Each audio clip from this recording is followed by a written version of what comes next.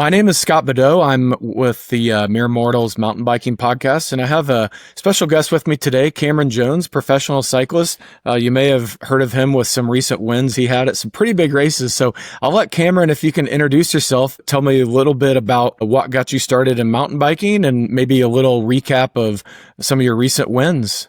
Yeah, nice to be on the podcast. Thanks for having me. I'm Cameron Jones from New Zealand. Last year was my first year racing over here in the States. But before then, I'd race, just all the local New Zealand events. It wasn't just cycling. Mountain biking was definitely my main discipline of sport growing up. But as a kid, I played all the team sports, and I was pretty big into multi-sport racing, which in New Zealand is running, cycling, whether it be on or off-road, and kayaking, mostly sort of off-road adventure, kind of sometimes there's a navigational element. So I never really focused and specialized into cycling until probably my under 23 years. And I think that was a really good thing for keeping me excited in the sport and not getting too burnt out on just focusing on one type of sport. Did my first international race when I was first year junior. They had the UCI World Champs, which are actually happening at the moment. The junior men's just happened. Junior women's just happened. Men's are on in an hour or so. That was in Australia, and then did a few weeks in Europe for my second year junior World Champs, and then went off. That was the end of high school, so I went off to university, did a year full-time study, and then took half a year off to go do some of the World Cups once COVID had kind of cleared up a bit.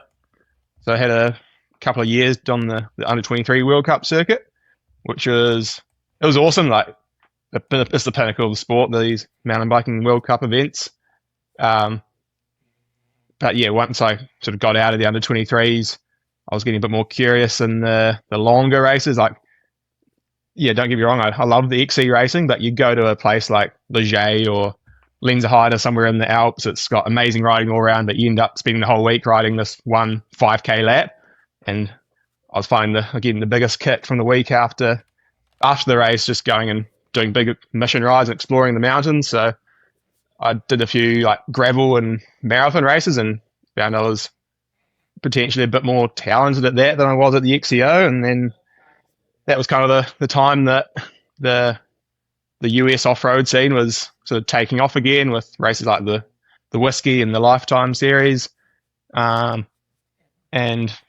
year I spent most of the year over here firstly on like just a tourist visa, and then onto a student one where I did a bit of study to finish off my degree, and it worked out really well. Got some results and managed to get more support, which allowed me to this year finally go what I'd officially called professional and just be able to ride full time. So kind of short story how I got here. Yeah, I love that. And I especially appreciate the multi-sport diversity when you're a little bit younger. Any youth that are listening, please pay close attention to that, because I think it's very important not to burn out on one particular thing too early. I've seen that with a lot of the youth that I coach. Tell us a little bit about your student studies. I've heard a little bit of this story, including, if I remember right, you have a pretty good memorization of the number pi. Oh yeah, the Lifetime series asked for a few fun facts, and when I was filling out that Google Forms, I remembered we did some pi recall competition back in high school, and I got up to 100 or something, 100 or 200. But like all through high school, I was sort of into the science and math subjects, so it was just natural progression to head off to uni and do engineering. So did the first year, which is just general, and we had quite a few different disciplines you could choose from within engineering, and I decided the degree that seemed to have the best like out of office time and like not just sitting at a desk was forestry engineering. And forestry, like logging industry, is real big in my hometown, and generally where there's like commercial forestry, there's lots of mountain bike tracks. Went into that, and it's been an awesome degree. I've just finished in the fall of last year on an exchange to Virginia Tech. So I did first 3.5 years in New Zealand, and then final semester over here. Well, it was 4 years of courses. I did it over 6 years with a year and a half off in between to do some of the World Cups. With a course such as that, you couldn't really do it that remote. So yeah, it was. I guess that's a bit of advice to anyone going off and doing tertiary study. Like, it's perfectly fine to take your time and do it part time. Like, I'm staying this weekend with the guy that's doing it over 7 years and just doing it part time, so you can still pursue the cycling at the same time. Yeah, you can't like fully like reach your potential while you're studying, at least kind of full time like I was, but you can certainly keep fit. And yeah, even though you're busy with study, like being busy often means you're more efficient with your time. I've noticed since going full time cycling, you sleep till like, or lie in bed till like 11, and then yeah, you can kill a day pretty quick when you don't have heaps of stuff to do. So yeah, but having like, while full time riding now, I do a few more hours a week than I was before, but I think it's just the extra time for recovery and sorting out your bike and doing logistics that you're not having to rush through, and means you can just be fresher and recover better and get better adaptations from your training. Yeah, I love your comment about the best out of office experience for a job, because too many people I know are kind of stuck within four walls for too many hours at their work. What about you? So I've got an engineering background as well. I love that focus. Another thing that we have in common, you're 6 foot tall, I'm 6'1". That's a little unique in the cycling world. Can you talk a little bit about the, differences that you've experienced with being a little bit taller rider compared to some of your peers? Yeah, I guess on paper, the bigger you are, yeah, it's a bit harder to get quite the same like power to weight. But I've definitely noticed like there's so many different sorts of racing out there, and there's some races where this is a perfect sort of size to be. It means you can do more power, and then on the flats, the power to weight matters less, and I don't know, potentially makes you a bit more durable. And a lot of these, like a few weekends ago, I did the Nebraska Gravel Worlds race, and there's one spot where you rolled into a kind of a minimally maintained road, and your bike clogs up with extra 10 kg of mud, and you got to put it on your shoulder and run. So it was probably good having a bit more upper body strength. I don't know. Yeah, definitely one of the bigger riders on the scene. But yeah, if you just do the same training, your power to weight, like on the steep climbs, might not be quite as good, but it means there's other parts of the races where you are at an advantage. And I mean, on this, I like doing all the such a variety of races, and doing the Lifetime Grand Prix forces you to do races like Gleadville, which are just a series of big, long, steep climbs. But even at that race, there's parts of the course that suit you better, and so you can save energy or use as part of the courses to gain an advantage. And then, yeah, don't get try not to let size or weight or anything get to your head. Everyone's just human, like you name of the podcast. Everyone's just mortals, so yeah, just try not to let it get to your head, and just believe that you can ride with everyone else. A lot of people that I ride with or coach, it's easy for us to get focused on physical attributes of ourselves or our bike or whatever. And I am a big believer of just letting all that go and taking advantage of the strengths that you have, and not worrying about the weaknesses in equipment or body type, etc. So stepping back a little bit from the racing, can you talk about when you started biking originally, and sort of why you did so, and then maybe elaborate through to how that turned into, something more serious, including with the beginning of racing? Yeah, I told this story a couple of times where I first got into, I guess, endurance sports, and I had a love for that was back in year 6. So I guess I was 10 or 11 at I guess middle school in the States. We had a real old school teacher, and before we went on our school camp, we were going to do this big hike up a mountain, and he didn't want everyone like dragging the chain and being real slow. So he's like, Uh-huh. before you're allowed to come on camp, you have to do 100 laps of the school field in the month or so before. And we had a pretty competitive group of mates and just turned into a competition who could do the most laps. And so we'd spent a month just every lunchtime running around the school field all day. And like I went in the school running cross country. I went from like 60 something the year before to second the following year. And it just opened my eyes to like the direct correlation between, or the extra direct correlation between like training and results in endurance sports, especially like soccer and cricket and all those sports I've done. Like there's probably a bit more talent involved, especially at that age. But I realized just the payoff for training and endurance sports. And so we had lots of family friends that were into mountain biking and started just getting out on trails and really enjoyed that. And at that time, when I was growing up in my hometown, had a really good like racing scene. You could race like midweek road race, like junior road racing. There'd be XC on the weekend, like cyclocross in the winter. And so there was lots of racing opportunities. I never really trained for biking, but you just do as many races as possible.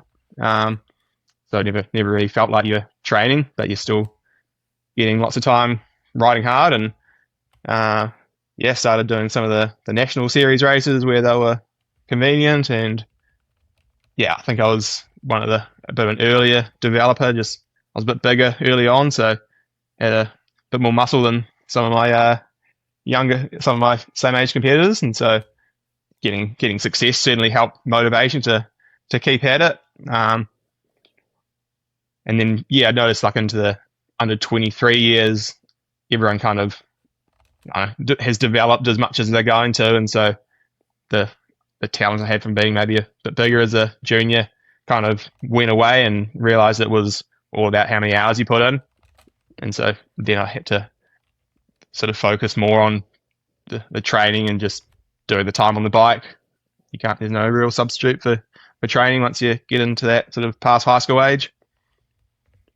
And along the way I was doing some of the multi-sport. So I did my first big race result was the coast to coast race in New Zealand, which they call the multi-sport world champs. It's like 150 k's of cycling over 3 legs, like a 30 kilometer mountain run, which is like barely on track. You're just running up this river valley with just climbing over boulders and stuff, and then a 70k grade 2 whitewater kayak down a river, and you're in these like real tippy carbon fiber race boats. And I did the 2-day event, which is sort of the amateur event, but ended up winning that as a 16-year-old. So after that, I'm like, I could step up and do the elite race, and maybe could have won that by now. But I saw like it's not a huge sport internationally, and even if I'd focused on multi-sport, I'd have still wondered like how could I have gone on in like an Olympic discipline such as mountain biking. So I'm still going to go back and do the longest day coast to coast one of these days, but focus on the potentially more internationally competitive sport of cycling for now. Oh, excellent. Yeah. So you and I met as part of the Whiskey Off-Road, and I know you mentioned that earlier, but what sort of got you started in the U.S. Circuit of those different mountain bike races? Yeah, I kind of started hearing about the scene over here.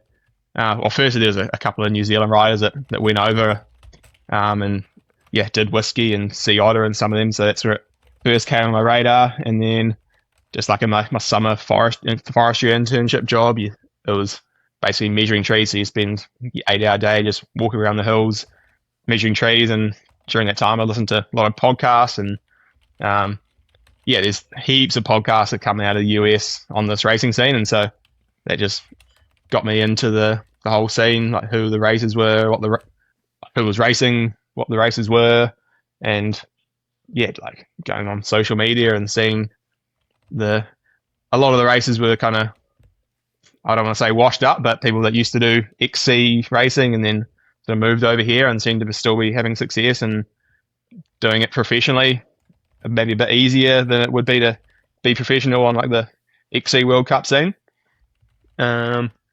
And what appealed to me is all these races, like the whiskey, they're all so different. They're like single lap race really appeals to me, just a bit more of an adventure. And like the fat tire crit the day before was just so different as well. And yeah, like you got gravel, so like I guess Unbound, which is 200 miles this weekend. Well, tomorrow we're racing 40 miles. It's like a 2 hour point to point, almost XCO race. And I guess having the multi-sport background, I think it set me up for being quite adaptable. Like you're not pigeonholed into any one type of performance. I mean, it's all just turning pedals at the end of the day. Um, so yeah, as long as you're good at that, especially having the multi-sport background, I think it's made me adaptable and able to take on any kind of course. And it just keeps it interesting as well.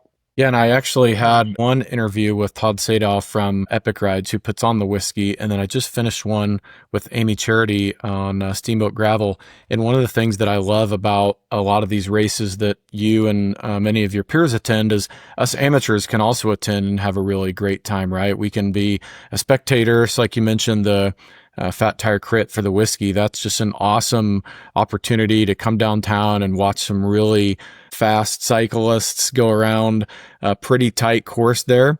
And then the next day, us amateurs can go ride the same course that you all do. So it's really one of the funnest things for me about mountain bike racing is the diversity of skill sets that are able to participate in the same event. I don't recall any opportunity for me to go to like Madison Square Garden and play basketball, or anything like that on the same court as the professionals. And then I've talked a lot about the volunteer opportunities that exist within those events where, I know some friends of mine helped you out with like the feed and that sort of thing at the whiskey. So speaking of racing, before we kind of get off of the mountain bike topic there, can you mention like who are your sponsors right now and what are some of the upcoming races you have scheduled for mountain biking? Yeah, so I've been supported by Scott Bikes for probably 4 years now. From my local bike shop was a Scott dealer, so through my under 23 years, they've been amazing supporters. And then coming over here last year, just as like a bike shop sponsored rider, got to know the Scott USA guys pretty well. Awesome, yeah, bunch of guys, and just even like I wasn't on their roster last year, they helped me out heaps, just like in feed zones and with photographers and things. So yeah, for this year, became like an official Scott USA rider, and it's actually at the Scott House right now. So yeah, they've got an amazing setup and have definitely allowed me to take my racing to another level this year and yeah, achieve some big results. Yeah, and I've got a lot of other like category sponsors like Shimano do all my drivetrains. I've got Schwalbe tires, 4i is the power meters. Some cool local sponsors back home as well. Getting back to some of those mountain bike races that you referenced, one of the things that I find is a barrier to entry for a lot of individuals for getting into mountain bike racing is sort of a fear, or at least a question of, how different is this going to be than my regular ride? I just had this come up a couple of days ago on a pre-ride where somebody was, out riding the course and they were kind of nervous about what it was going to be like. So maybe can you give some advice for either the newer racer or even a more experienced amateur on how you prepare for that race, keep your nerves calm and also respond to unexpected issues that come up? Yeah, one of the biggest struggles I had last year wasn't really in the race itself. It was just getting to these races, like the whole logistics, especially coming from New Zealand. Like if you're in New Zealand, it's a long way to get over here. And I started out the season not really knowing anyone.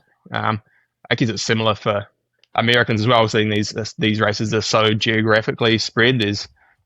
You're often a flight or a big long drive in there. Like last year, I didn't have a vehicle, so I'd be having to fly somewhere with two bikes and I had my gravel bike as well, bikes and wheels and all of that, and then get yourself to a place to stay. And it was potentially going to be a lot harder than it ended up being. I think I was surprised how friendly this whole mountain bike community is in America. Like you were saying, everybody does the same race and is interested in what the pros are doing. And I realized that everyone wants to help. So this year for whiskey, you helped me find get on the local mountain bike chat and put a post up there saying 2 of us New Zealanders in town. Has anyone got a place we can stay? And that made it a whole lot easier. This year I had a car actually, but so it was easy to get there. And then with feeding as well, you could have, my point being you just got to ask a lot of the time. Like it might be daunting as just, and when you don't know anyone, but just try and reach out to local people in the place you're doing a race. And Americans especially, I found are super friendly and willing to help. So logistics is probably the main challenge, but I found it can be easy if you just ask. I guess being all these races being different, the nutrition and like the where you're going to get bottles and stuff is like a new challenge every time. Especially some of these longer gravel races where there's feed zones, but people don't necessarily stop at the feed zones. So sometimes you got to start with 6-7 liters of water on your back so you can just camel your way through the whole race. But yeah, I try not to overthink the nutrition too much. You know how much you need to eat or drink and just carry it. Try and, if there are feed zones, try and find someone to give you bottles. You don't have to carry it the whole time. But yeah, not stressing about it too much, I think, has been a good thing. You don't want to be going to bed the night before unable to sleep because you're scared about one crucial point that might mess up your day. Another thing could be like different lines. This is more a case in the XCO racing where there might be A and B lines. While doing the A line might save you a few seconds if you're scared about it and unable to sleep the night before because you're worrying about it. It's probably going to cost you more than those few seconds. So just don't sweat it too much and do what you know is going to be comfortable on race day when when you're on the limit and your brain's not working maybe as much as it would when you were doing it in practice. Just take the safe option. And a lot of these races like whiskey, they're reasonably long. So if you do go a bit slower at one point, there's plenty of time to make up ground. Like I was telling the boys earlier, like I'm more nervous about this race tomorrow because it's then say like Unbound, even though it's such a bigger profile event, Unbound, if you do make a little mistake or something happens, a little mechanical, there's still plenty of time to come back to the group. From the shorter the race, almost the more nerve-wracking it is. So the longer ones, at the end of the day, it just becomes like man on man, who's got the energy, who's fueled the most at the end of the day. And so there's not really much you can do. Like you can't really try harder and do better. Like you're always going to be, empty at the end for a while.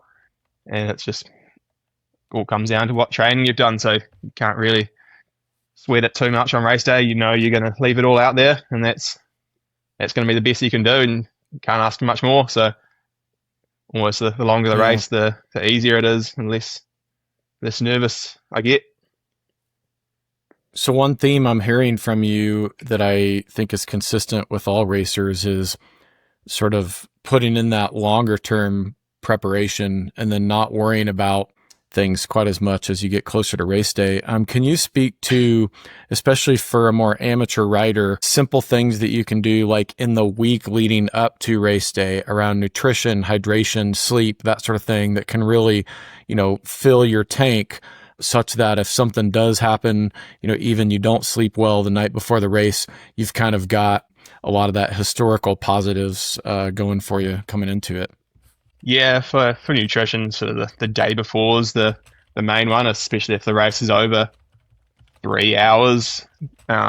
Make sure to eat a few more carbs while you're just at every meal and snack away at it. Like you're going to deplete all your body carb stores in a race that long. So just to make sure they're fully topped up, and then you don't have to maybe eat as much during the race, and you're going to have more energy stores at the end of the day once those are all depleted, and eating maybe becomes harder. Hydration as well, especially some of these big long Midwest gravel races where it's really hot, and carrying enough water is hard, especially when you don't have heaps of time to stop at speed zones.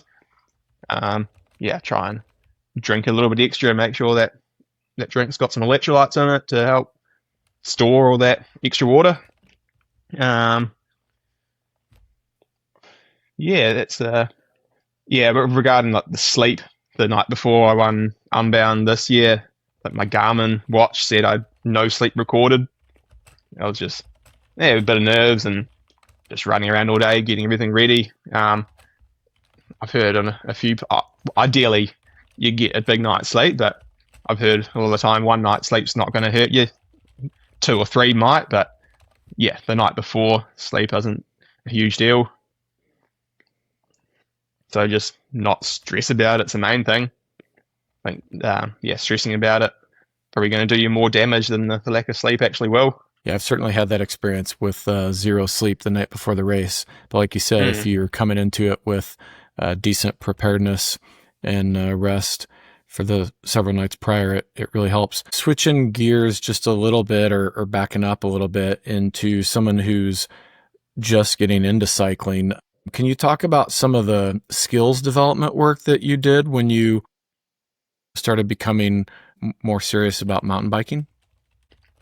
I think a unique thing about cycling and mountain biking especially seems to be a bit different these days, but everyone kind of does it on their own. It's not like you go down to, I never went down to mountain bike practice. You go down to soccer practice or cricket practice with your team, but cycling is such an individual sport, which I guess it made it easy. You can train on your own terms. You don't have to have a scheduled time or anything.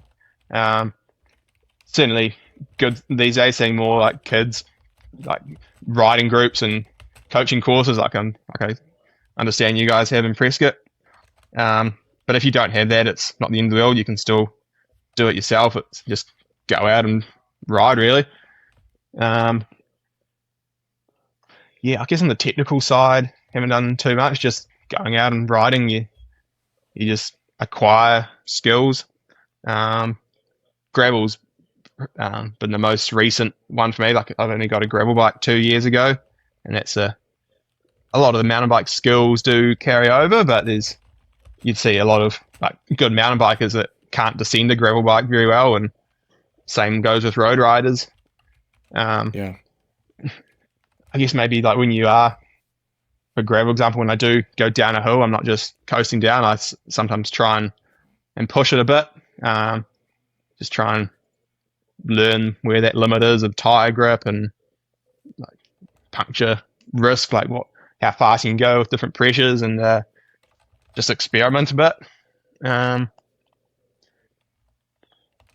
hadn't really done, I guess, the whole nutrition and training thing. There's a lot of experimentation there, it is a skill, I think, being able to get down lots of carbs in these races. So that's another thing you can experiment with and try and push. Like the more you can eat is always a good thing. You can't really eat too much in these races, so train yourself to be able to eat lots.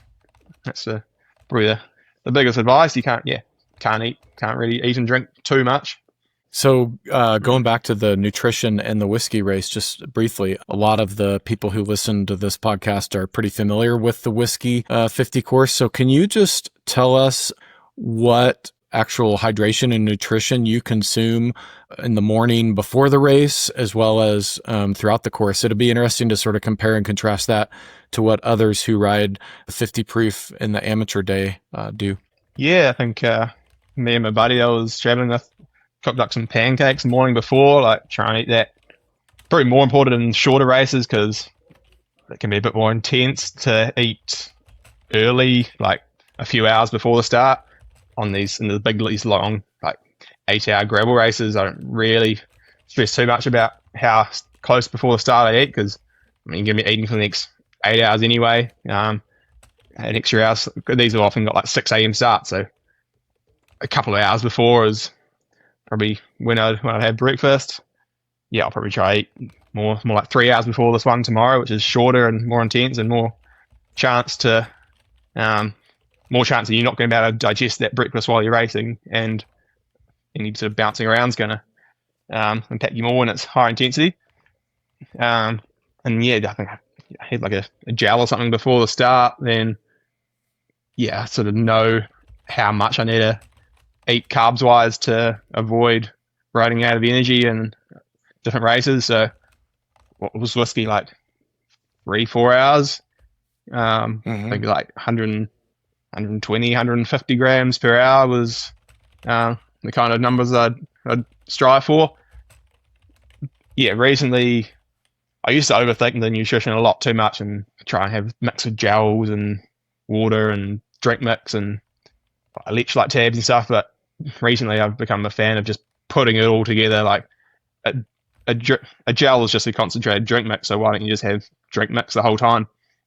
Yeah.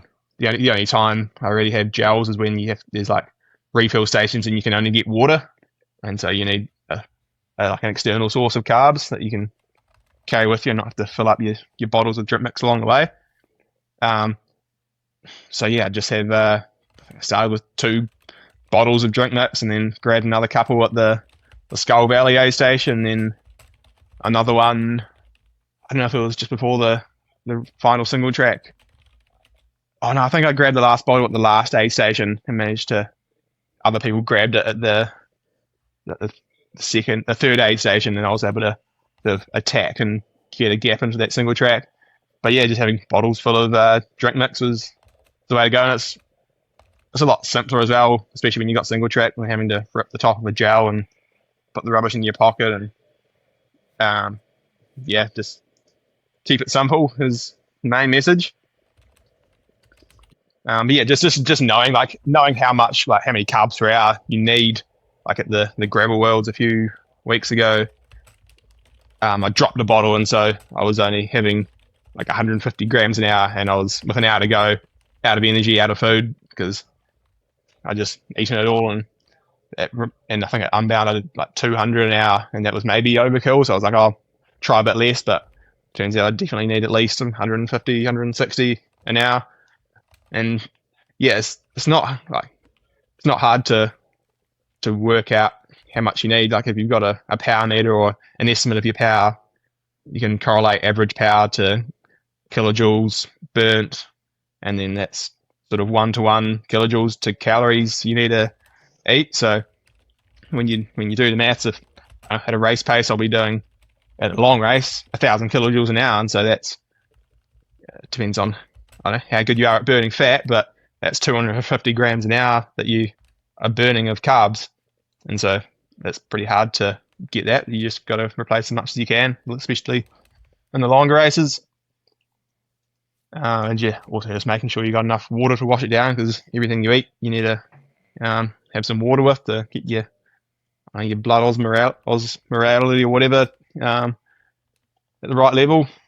Sometimes separating a bit of you have your strong drip mix, and then the other bottle might have a bit more just plain water and electrolyte, so you can tailor your concentration of drip mix to how thirsty you are on the day.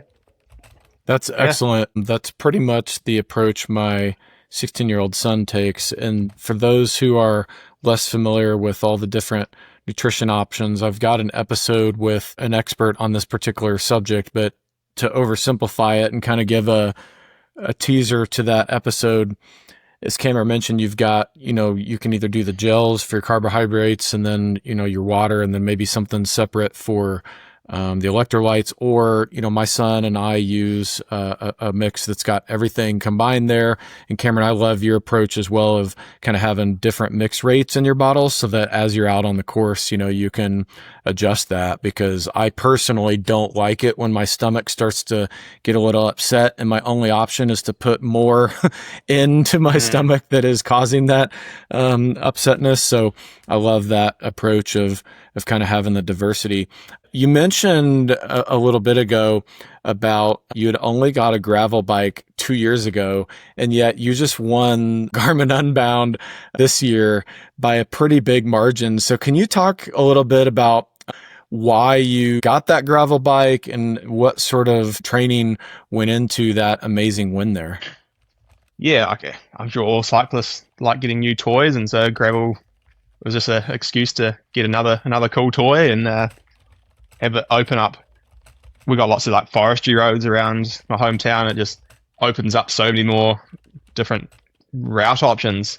Like it's a bit painful riding a mountain bike on the road and even gravel roads sometimes, but then also you run out of paved roads to do on your road bike, and so having a gravel bike where it's faster than a mountain bike on easy terrain, but still is able to go and do easy single track, and yeah, it's just another adventure machine.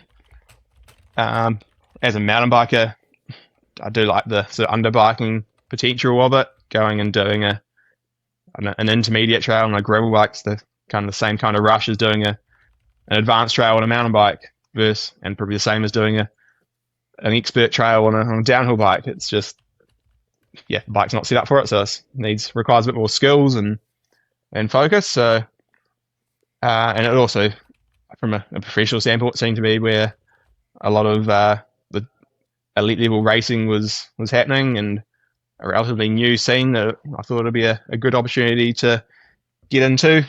I've also, yeah, just found I had probably a bit of a talent for these longer races compared to the shorter races. But yeah, haven't been doing the gravel racing for that long, but not like being new to a discipline shouldn't be a barrier. It's all just turning pedals at the end of the day, and just, yeah, as long as you get the nutrition and stuff dialed, like I talked about, yeah, it's a pretty accessible sport. I definitely started doing some longer rides, like, I don't know, would have done a dozen sort of 7-8 hour rides in the year, and like the few months leading up to Unbound this year.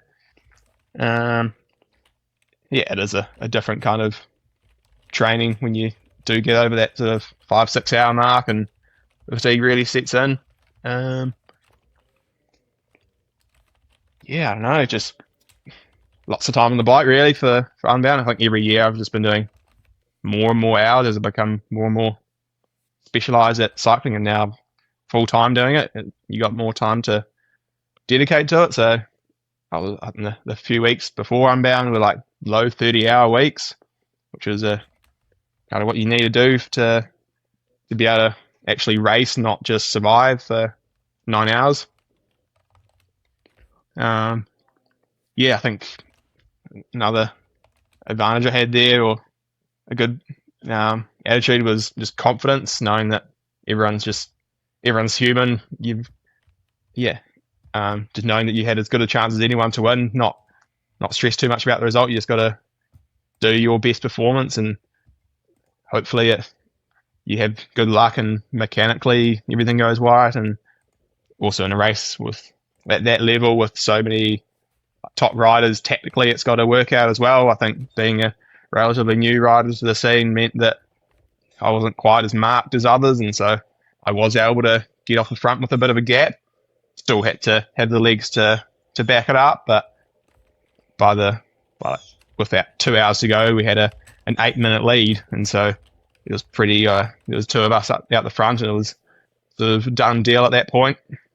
I mean, I did lose 15 minutes to the lead in the final 2 hours last year, but as long as you've been looking after yourself and eating and drinking, then there's no reason that you can't hold on to an 8-minute lead for the final 2 hours. And in the end, my advantage over my breakaway companion was fueling. He'd had a mistake, or had dropped, or not been given some of his nutrition, and just had no chance when it came down to the final hour. Yeah, that finish was awesome. But you also went pretty full throttle fairly early in the race. So I've kind of heard you mention before that concept of, being a little bit of a newer rider. But when you started out so strong in the race, what was kind of going through your head? Was that a planned strategy, or did you just feel really good and didn't feel the need to pull back? Yeah, I did feel really good. Like I was on probably the form of my life then. Doing an attack and a breakaway so early in the race is a bold move, but like, while something about gravel, like being in a pack, isn't quite as an advantage as it is in road. Like the speeds are kind of lower, and there's a lot of time where it's good to be able to see your own line. I made sure that I'd planned to do a move like that before quite a technical section where it was twisty, and it was like double track, so you really wanted to be able to see where you're going for, like to choose the fastest line, but also choose the line that's not going to send you over a sharp rock that's going to give you a mechanical. And also, I knew that there's a lot more riders that would have been more marked than I, and so there would be half the field that wasn't going to be concerned or had chasing me as an ambition. And so some of the uncooperation and the peloton worked in our favour. And also, like last year when I did Unbound, I think my one power stat, the time over 500 watts was like 1 hour. And this year, while it was quite an effort to get that gap, it enabled me to ride a more steady effort. My time over 500 watts this year was only half an hour, and so you could not have to go full gas over threshold up every single hill just to stay with the group where everyone's trying to make the moves. I could get that gap and then sort of sit back into that gap a bit over the steep hills, and then not wear the legs down quite so much with those over threshold accelerations. And that, I think, physiologically suited me well. And you set the course record this year. I think it was 8 hours, 37 minutes. Kind of talk through what was going through your mind in that final few miles as you pulled ahead and accomplished that.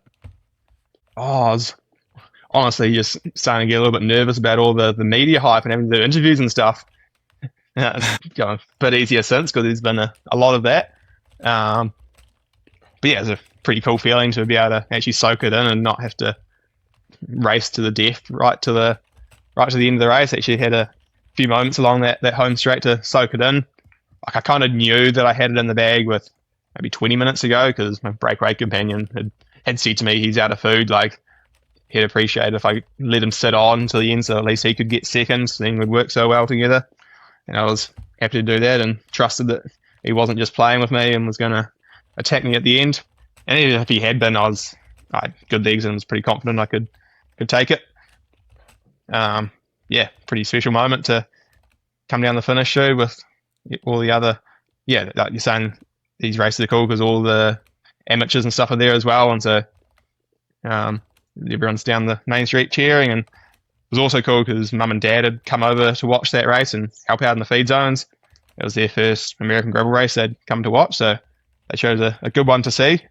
I actually grew up near the Flint Hills there where the race happens. Can you verbally describe some of the beauty that you're riding through there with the rolling hills and that sort of thing with the course?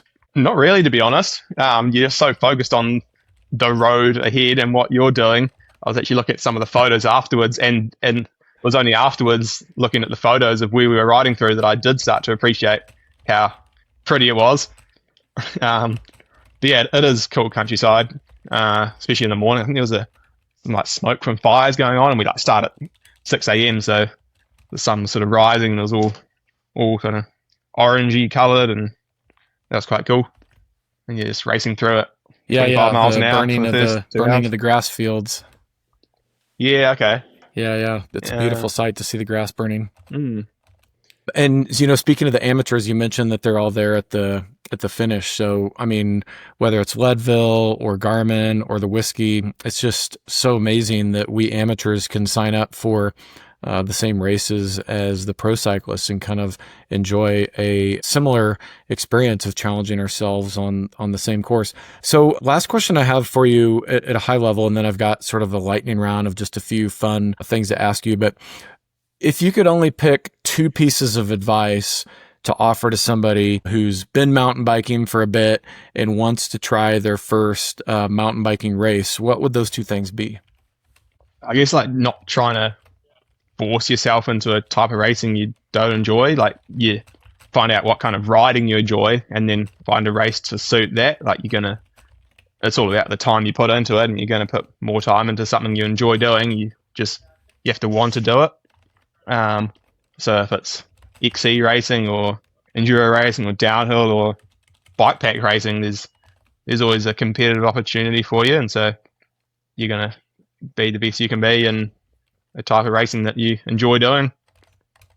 I guess at this pro level, sometimes you also do races that you might not be so like suited to, but I guess in a way, for me, the variation is what I enjoy. So that's, I guess, proves my point as well. You can still still get excited about races that might not be quite so suited to, just because it's fun doing different stuff. And yeah, I guess I've said a few times, just don't sweat it too much. Don't try not to stress about everything. Like everyone's, at the end of the day, it's just a hobby. It's just a game. Like at this level, it's a bit more professional, but yeah, try not to stress too much about results or anything. You can just only do what you can do, and just appreciate that you were able to do this. Not that you're having to do this. It's a choice. It's something we've decided to do. We're just lucky to be able to go and put all this effort into something that's not exactly productive, and just try and have fun with it. Oh, that's some of the best advice I've ever heard. I'm really glad I asked that question. I love those two answers. So Cameron, I really appreciate your time. As you mentioned earlier, you've got a lot of attention from the media after your Garmin win. You and I met a couple years ago at the Whiskey. I really appreciate you making time for me, despite, I'm sure, a very busy schedule. And I'm really excited for others to learn from all of these great stories and advice. So just a couple quick sort of lightning round questions, and then we can wrap up. So what is your current favorite kind of biking between, mountain bike, gravel, road, etc.? I think my heart's still in mountain biking. Like if I can have one bike, it'd be probably the Scott Spark I've got at the moment, like a downcountry, really capable full suspension mountain bike. You can go uphill just as fast as anything and do some pretty rowdy stuff going down. It'd be mountain biking is still my favorite. Oh, that's excellent to hear. And what's your favorite race been thus far?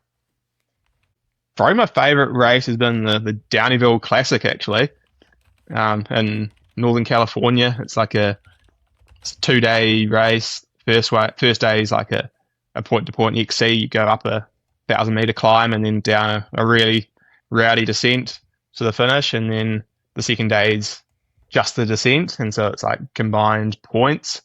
And the catch is you have to be on exactly the same bike set up for both days. So you sort of having to have a light sort of fast rolling bike for a 1,000-meter climb, but then also have it. But then you end up, like, I guess, under biking some bits, like going down sort of expert level rock gardens and things on a bike that's made for going uphill fast. And so I really like that kind of riding, and just the race vibe. And most of the people there aren't really there to race, just to soak up the atmosphere. There's like a giant kicker they build into the river the day before, and everyone goes and hangs out in the river and just does shuttles to pre-ride the course, and it's just real cool vibe, that one. Unfortunately, it clashed with Leadville this year, so I couldn't do it, but hopefully in the future I'll get back to it. I was second last year, so it'd be nice to try and win that one. And the Whiskey, of course. And what bike did you use at that last one you rode? Scott Spark, so 120 mil travel front and back. Okay, had excellent. A bit of a chunkier tire on the front. Dropper post. Pretty much my normal XC race setup, like I'm racing tomorrow. Okay. And if you could only use one word to describe your personal riding style, what would that word be? Oh, I don't know. I don't know. Just like sort of a steamroller. I don't know. Like, you try not to ever let up. And a lot of these gravel races, I'm sort of on the front more if someone else isn't going to roll through. I just make sure I keep riding. On downhills, just let off the brakes and just bash through stuff. Maybe a bit less finesse than some riders, but just keep on riding hard. Yeah, I love that. Last question is, what's the best piece of biking advice that you've ever personally received? Oh, one bit of advice. I don't know if it's the best. I'm sure there's been other ones that I can't remember, but keep breathing. Try and focus on breathing. Like a lot, especially in shorter races. Yeah, you're almost limited by the oxygen you can get in. So try and do deep breaths, and helps you probably focus as well as get oxygen to the legs. Just being aware of breathing. I mean, it's definitely a natural motion, but if you make it a bit more intentional, it can give you a bit of a boost. Well, thank you again, Cameron. I really appreciate this. Some really fun stories, some really valuable advice. We'll definitely keep watching your results and rooting for continued success. Hey, thanks, Scott. Yeah, it's been fun to talk, and look, hopefully, everyone can learn something, and look forward to getting back to Prescott next year. I'm sure whiskey will be a regular fixture on my calendar. Yeah, excellent. I'll see you there.